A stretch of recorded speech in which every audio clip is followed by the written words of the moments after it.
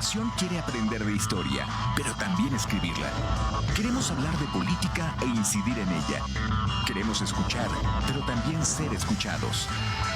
Foro 89.5, con Paco Vallejo y Manuel Galván. La historia es nuestra y la hacen los pueblos.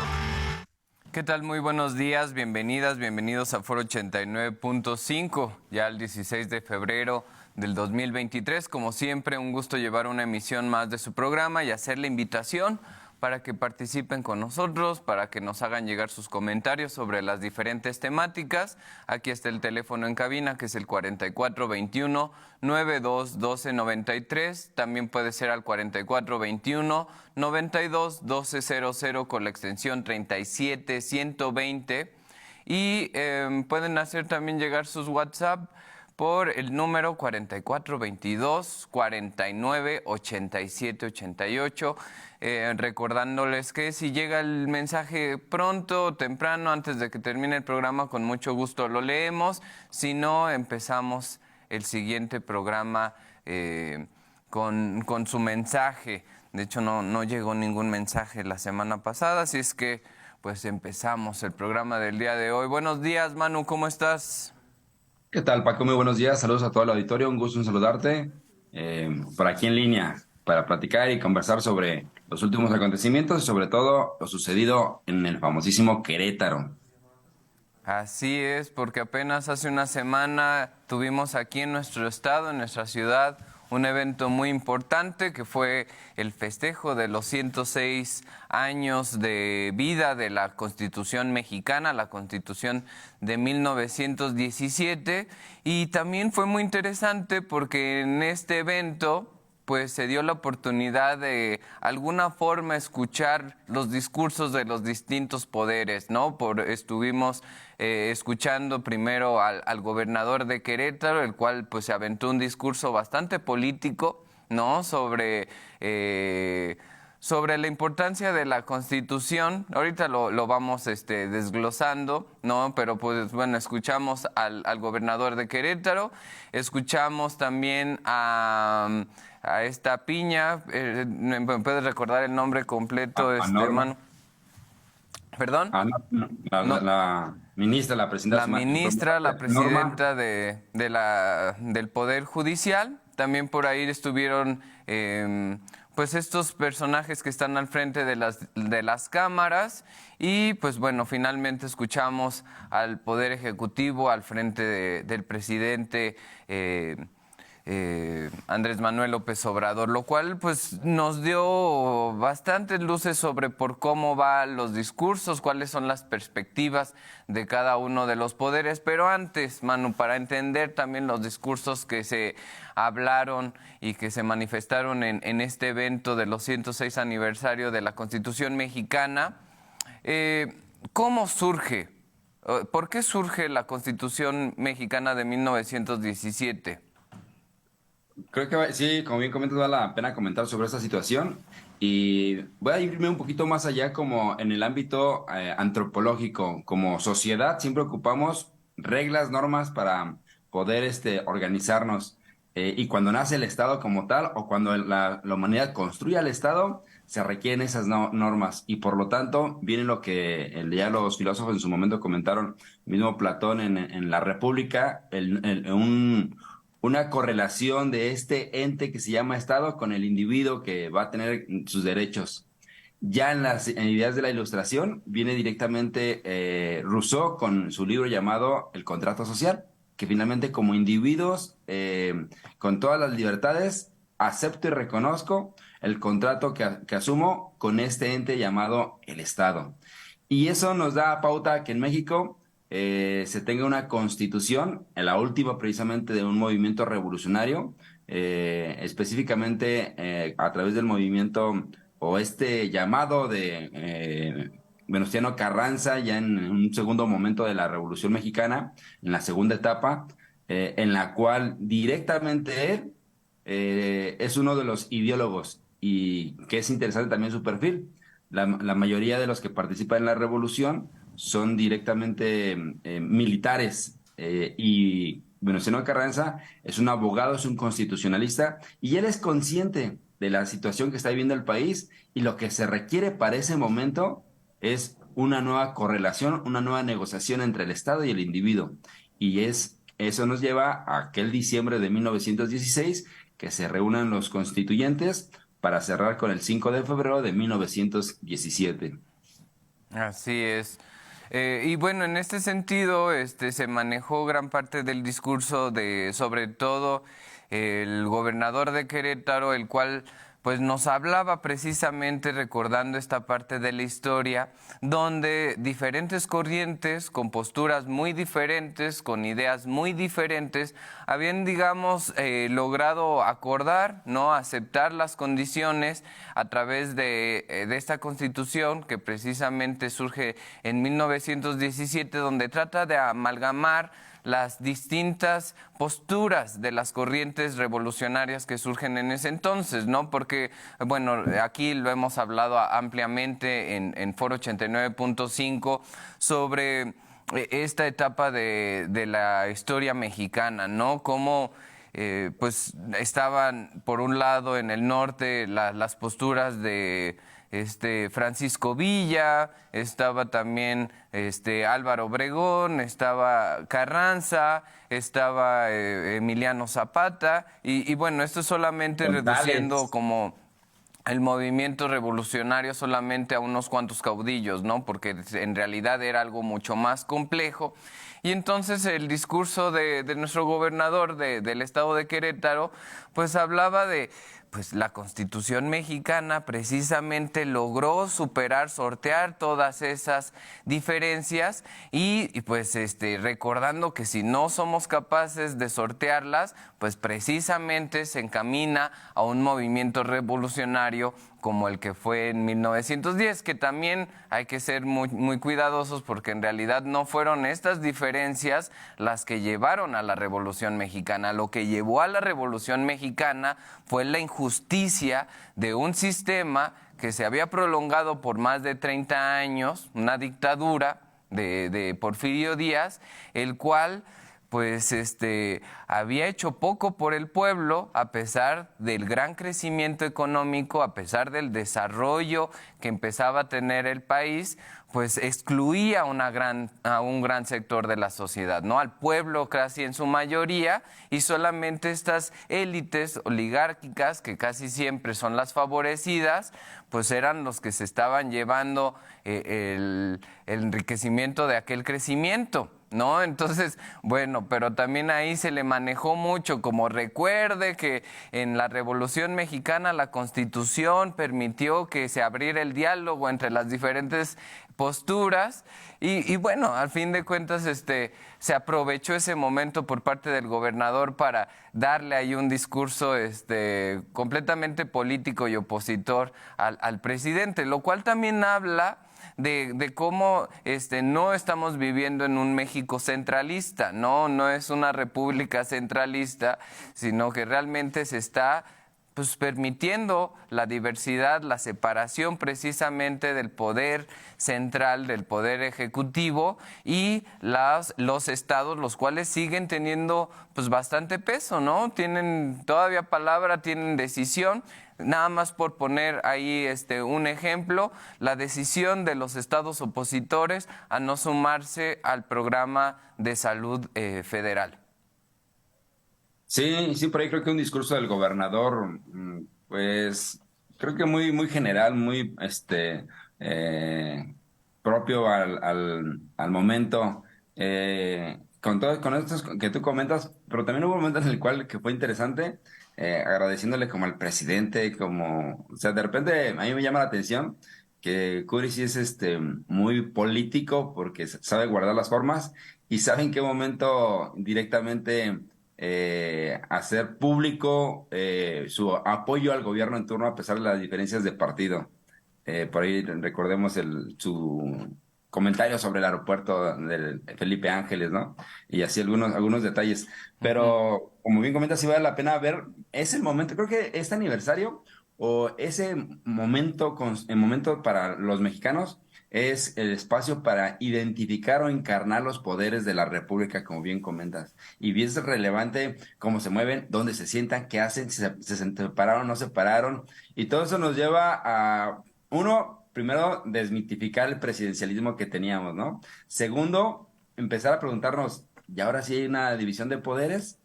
Al menos desde las expresiones corporales que se van haciendo. ¿Cuánto es el protocolo o dónde hay reglamento del protocolo para cómo se deben de sentar y cómo mantenerse ante la entrada o salida de algún poder, un representante del poder de la nación? Ok. Eh, pero como bien cuentas, antes de pasar a ello, la constitución como tal del día de hoy de los mexicanos, que es la vigente desde 1917, que dicho sea de paso, ha tenido más de 400 cambios a la ley. Solamente un artículo es el que sigue siendo todavía vigente. Todos los demás han sido modificados y actualizados. Sobre todo las últimas reformas trascendentales que, más bien de mayor peso que se le hicieron a la Constitución, son en los sexenios del neoliberalismo. Cambios a la ley, precisamente en contra directamente de lo buscado por la revolución, que eso fue también un punto interesante por ahí que comentó el presidente, como tratar de quitar todo restigio que quedara del neoliberalismo y retomar las ideas de la Constitución. Esa Constitución que se hizo en su momento creo que tuvo una razón de ser. Al día de hoy, más de 100 años, 106 años, ya al menos las letras que estaban en un inicio, por eso sus modificaciones ya no son vigentes, ¿no? En aquel entonces fue una constitución de primer orden. ¿Por qué de primer orden? Porque era la primera constitución del mundo que incluía derechos laborales. ¿Qué significa eso? Un país el cual le da derecho a los obreros de poder organizarse en sindicatos. Sí, o sea, eso es un elemento para el siglo XX, inicio del siglo XX, de primer orden, de primer grado, hablando internacionalmente de derechos humanos, ¿no? Así es, y hablando entonces de la Constitución, Manu, si vemos los logros y precisamente esta línea muy vanguardista, ¿no?, que se ve en la Constitución de 1917, como bien comentas, abrazaba precisamente todos los derechos que se iban a digamos, a necesitar en los siguientes años revolucionarios, ¿no? Cuando México empieza ahora sí a generar este desarrollo sustentado, ¿no? Empieza a crecer mucho económicamente, también empieza a darse, pues incluso se da el milagro mexicano, gracias al crecimiento económico que fueron de los 40, de los 50, de los 60, y cómo, si hacemos un análisis precisamente de estas 400 modificaciones de las que comentabas, sobre todo muchas llevadas a cabo en los 80s, en los 90s,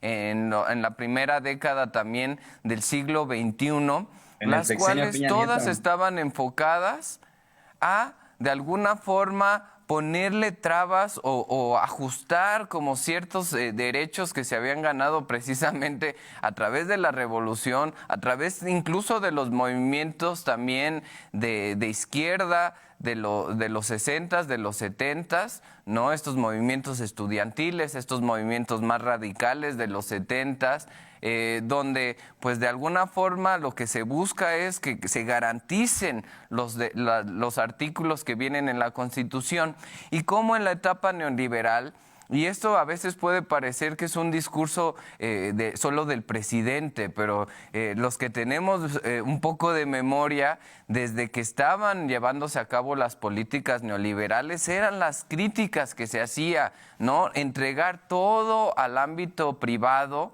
¿no? Dejarle cartera libre, ¿no? Que según esto se regule el libre mercado por sí mismo, lo cual sabemos que fue una farsa que se nos dijo repetidamente, ¿no? Para tratar de abrazar sin cuestionar este tipo de políticas y todo el daño que esto conllevó, ¿no? Las consecuencias de un neoliberalismo voraz, muy poco regulado, pues las estamos viviendo precisamente ahora, ¿no? Incluso también en los discursos que tuvimos la oportunidad de escuchar ahí,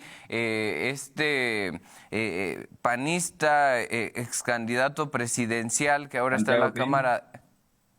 ¿Cómo? Santiago Krill. Santiago Krill, él hablaba mucho de respetar la Constitución, de no tocarla, prácticamente de así como está, ya está perfecta. No, ya no podemos dar paso atrás porque si tocas la Constitución, estás tocando la esencia de nuestro país. Bueno, sí es cierto, pero o sea, si hay que modificar para mejorar, para garantizar mejor estabilidad para el mexicano, pues por supuesto que debemos, es otra vez este discurso de la Constitución no se toca, el INE no se toca, estos discursos de como si tuviéramos el fin de la historia. No, Sí, ya perdón, llegamos Paco. al cumbre, a lo mejor de todo, ya no hay nada Ahí, que corregir. ahí al menos son congruentes en su ideología, ¿no? O sea, cuando se les llama conservadores es por eso, porque Pues lo que sí. decían es conservar, no mover nada. O sea, la sociedad va cambiando, el ser humano va modificándose, no puede mantenerse estático. O sea, las instituciones democráticas como el INE, como bien comentas, se tienen que modificar, las leyes de la Constitución se tienen que actualizar. Solamente un conservador desea que se mantenga igual, ¿no?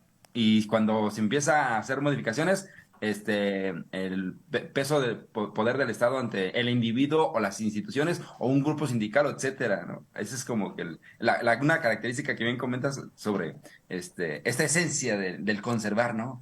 Y incluso, Manu, no sé tú cómo viste, pero también pude ver que se dio la oportunidad de escuchar precisamente estas dos posturas, porque por un lado estaba Norma Piña, la cual también dio un discurso sumamente legaloide, ¿no? Muy, muy, muy legal, que también eso abre un debate muy interesante, ¿no? La cuestión de si las leyes deben de ser todo, ¿no? O sea, no se deben de cuestionar, no se deben de poner en duda, ¿no? Están como terminadas, están hasta donde deben de, digamos, ya terminadas, no se deben de cuestionar. Y por otro lado, la cuestión de la justicia, que es un tema muy complejo, no es un debate que incluso no es de este año, creo que es un discurso desde que se iniciaron las leyes en la humanidad, ¿no? De cómo es que se deben de atender esto, si debemos de pensar que las leyes están sobre la justicia o la justicia debe de estar sobre la ley, porque también si nos vamos como eventos históricos podemos ver cómo pues a través de las leyes desafortunadamente se ha sustentado muchas desigualdades, ¿no? Y no solamente en el caso mexicano, podemos hablar de cómo pues las leyes alguna vez aceptaron la esclavitud, las leyes aceptaron que se llevaran a cabo muchas desigualdades, las leyes aceptaron condiciones que fueron perjudicando precisamente a las sociedades y entonces si nosotros nos basáramos en una cuestión completamente legal, pues esto daría sumamente muchos limitantes, ¿no? Por otro lado, también está la cuestión de si nosotros nos empezamos a brincar la ley para llevar a cabo la justicia, lo delicado que podría ser esto, ¿no? Porque entonces, bueno, lo estamos pensando como que se cuestione la ley para la justicia, pero también se puede cuestionar la ley para una cuestión pues negativa, ¿no? Para una cuestión de abuso. Entonces ahí también se abre un debate muy interesante, ¿no? ¿Qué debe de estar por encima de todo? ¿La justicia o la ley? ¿No? Y sobre todo hablando de la Constitución mexicana. Pues creo que ese es un debate importante para los especialistas en derecho. Este, yo creo que ambos tienen que ir a la par. Es difícil como anteponer uno al otro. Pues sí, Eh, ¿verdad? Y sobre todo los riesgos que aunque implicaría eso. Sí, aunque empezando en un momento, supongamos en un momento de crisis social, donde hay ausencia del Estado, que es precisamente el que trata de impartir el derecho, ¿no? A ver, está esto en la Constitución y esto es una ley y está prohibido hacer esto. Cuando hay ausencia de eso y hay una revolución como tal, creo que la justicia se debe de anteponer.